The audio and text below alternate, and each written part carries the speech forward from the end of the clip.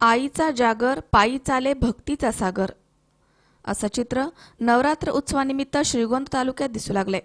श्रीगोंद्यापासून अगदी जवळच सावळण देवीचं पुरातन मंदिर आहे। येथील श्री रेणुका माता देवीच्या दर्शनासाठी भक्तांची पावलं पडू लागली आहेत।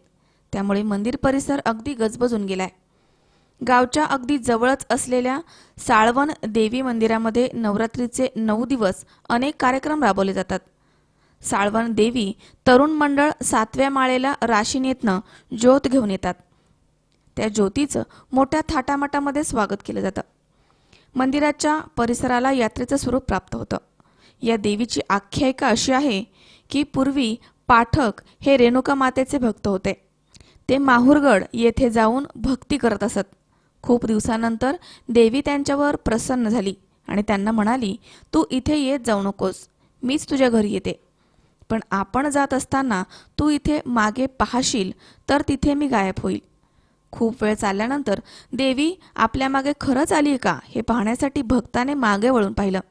तोच एक मोठा आवाज झाला आणि देवी दिसेनाशी झाली। त्याच रात्री देवीने भक्ताच्या स्वप्नात जाऊन सांगितलं की मी इथेच साळीच्या वनामध्ये आहे।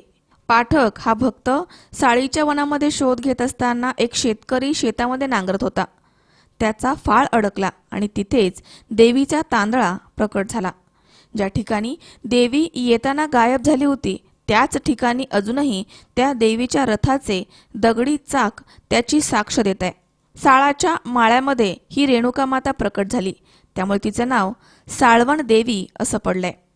भाविकांच्या मनोकामना पूर्ण करणारी अशी ही साळवन देवी भक्तांचं नेहमीच कल्याण करते।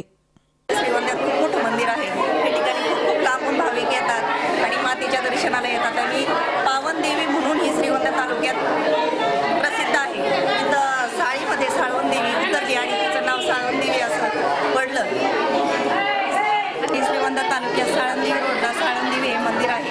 साळंदेवी ही साळीमध्ये उतरली आणि तिचं नाव साळंदेवी पडलं आणि आज सर्व भक्तजन तालुक्यातले लांब लांबून लोक या देवीच्या दर्शनाला येतात। ही पावन देवी म्हणून श्रीगोंदा तालुक्यात प्रसिद्ध आहे। आज या ठिकाणी आले प्रत्येकाच्या मनातली इच्छा पूर्ण होते। सुहास कुलकर्णी, C24 तास, श्रीगोंदा।